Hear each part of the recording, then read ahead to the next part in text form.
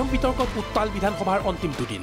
অসম চৰকাৰৰ উচ্চ শিক্ষা বিভাগৰ অধীনত Anundoram Borooah institute of language art and culture আৰু অসম প্ৰকাশন পৰিষদে যৌথভাৱে অসমীয়া ভাষাৰ ইতিহাস লিপিবদ্ধকৰণ ইয়াৰ কাৰণে ধ্ৰুপদী ভাষা হিচাপে স্বীকৃতি লাভ কৰাৰ কাৰণে যিখিনি তথ্য সমল আমাক লাগে সেই তথ্য সমলসমূহ সংগ্ৰহৰ কাম খুব সোনকালে সম্পূৰ্ণ কৰিব আৰু সম্পূৰ্ণ কৰাৰ পাছতে আমি ভাৰত চৰকাৰৰ সাংস্কৃতিক মন্ত্ৰালয়ত আমি আমাৰ আবেদনখিনি ৰাখিম।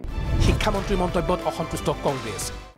অসমীয়া মাধ্যমৰ স্কুলসমূহৰ অৱস্থা বৰ শোচনীয় বুলি বিভিন্ন মাধ্যমত প্ৰকাশ পাইছে আৰু ইয়াৰ কাৰণো বহুত আছে, যিখিনি ক্ষেত্ৰত চৰকাৰৰ কৰণীয় আছে। আৰু যদি এই শিক্ষানুষ্ঠানসমূহ উন্নত মানদণ্ডৰ হয় তেতিয়াহ'লে নিশ্চিতভাৱে মাতৃভাষাৰ প্ৰতি ইনডাইৰেক্টলি হ'লেও আগ্ৰহ আৰু অধিক বাঢ়িব। 3-4খন স্কুল একত্ৰীকৰণ কৰিবলৈ খুজিছে, গুণোৎসৱ পাতিছে, স্কুলৰ মানদণ্ডৰ কথা কৈছে। এই কথাবিলাক এই গুণোৎসৱত আলোচনা হৈছে নেকি যে এনৰলমেণ্ট প্ৰাইভেট স্কুলত যে বাঢ়ি গৈছে, এনৰলমেণ্ট চৰকাৰী স্কুলত কমিছে কিয়? শিক্ষামন্ত্ৰীৰ মন্তব্যৰ বিৰোধিতাত কংগ্ৰেছৰ সদন ত্যাগ।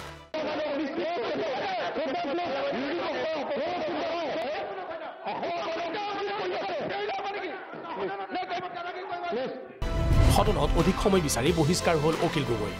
মাধ্যম দিব এনেকে জোৰ কৰি মাধ্যম দিব, বিধানসভাত বিৰোধী পক্ষক কথা ক'বলৈ নিদিব আৰু আপুনি তথ্যবিলাকে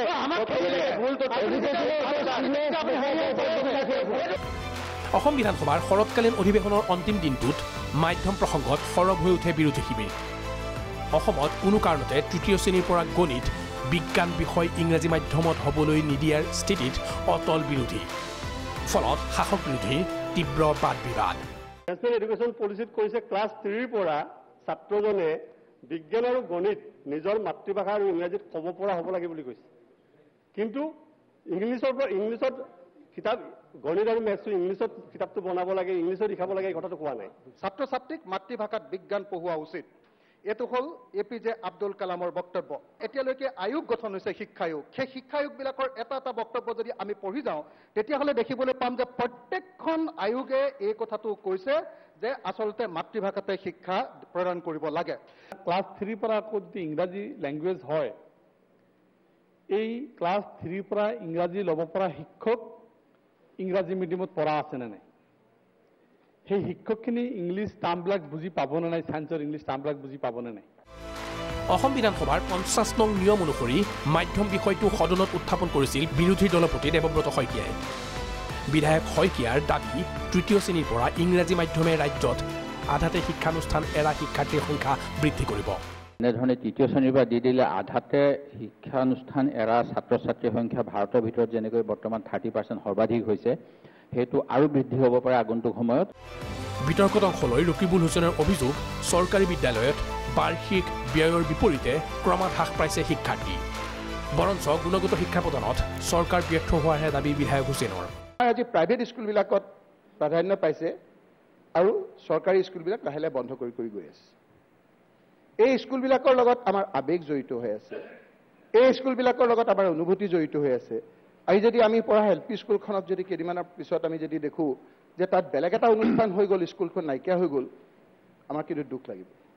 বিতৰ্কত অংশ লৈ আমিনুল ইছলামৰ গুৰুত্বপূৰ্ণ অভিযোগ, অসমীয়া মাধ্যমৰ শ্মশান যাত্ৰা আৰম্ভ হ'ল নেকি? যদি আমি এডুকেশ্যন ছিষ্টেমটোক এনেকুৱা এটা ছিষ্টেমৰ পিনে লৈ যাওঁ, তাত কি অৱস্থা হ'ব? ইংৰাজী মাধ্যমৰ সংযোজনক লৈ চৰকাৰক তীক্ষ্ণ সমালোচনা অখিল গগৈ। তেওঁ কয়, শিক্ষা বিভাগে নাচিব নাজানি চোতাল বেকা বুলি কৈছে।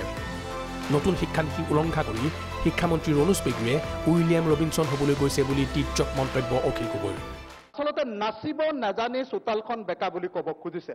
চৰকাৰে উপযুক্ত শিক্ষক নিযুক্তি আৰু শিক্ষক নিযুক্তিৰ লগতে তেওঁলোকক প্ৰশিক্ষণ দিয়াৰ ক্ষেত্ৰত তেওঁলোক ব্যৰ্থ হৈছে।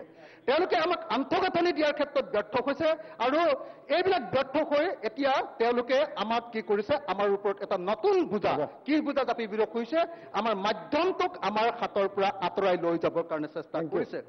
ইপিনে এই প্ৰসংগতে অখিল গগৈয়ে উপাধ্যক্ষৰ পৰা 10 মিনিট সময় বিচাৰিছিল যদিও সেই সুবিধা নিদিয়াত অধ্যক্ষ আসনৰ ওচৰলৈ গৈ প্ৰতিবাদ সাব্যস্ত কৰে অখিল গগৈয়ে পিছে বিৰোধীৰ চোকা সমালোচনাৰ পিছতো শিক্ষামন্ত্ৰীৰ মন্তব্য নতুন শিক্ষানীতি মাল্টি লেংগুৱেজৰ ভিত্তিত তৃতীয় শ্ৰেণীৰ পৰা ইংৰাজী মাধ্যম নিৰ্ধাৰণ কৰা হৈছে মাল্টি লেংগুৱেজৰ ধাৰণা দিবলৈ কৈ অসমীয়াক আঞ্চলিক ভাষা আখ্যা শিক্ষামন্ত্ৰী নিৰ্বাচিত কিছু বিদ্যালয়ত ইংৰাজী মাধ্যমৰ শাখা এটাও হ'ব এতিয়া মাতৃভাষা মাধ্যমৰ ক্ষেত্ৰত আমি এই ৰাষ্ট্ৰীয় শিক্ষানীতি অনুযায়ী আমি মাল্টি লিংগুৱেল এটা এপ্ৰ'চ লৈছোঁ মাল্টি লিংগুৱেজ মানে তাত কি ভাষা যে আমি ক্লাছ তাতে মাতৃভাষাৰ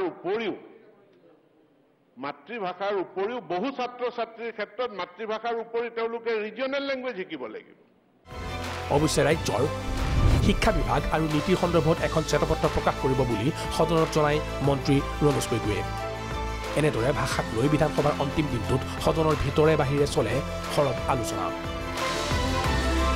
ভিডিঅ' জাৰ্নেলিষ্ট ৰিজুৰ সৈতে জোনজ্যোতি দত্ত বৰাৰ ৰিপৰ্ট প্ৰাগ নিউজ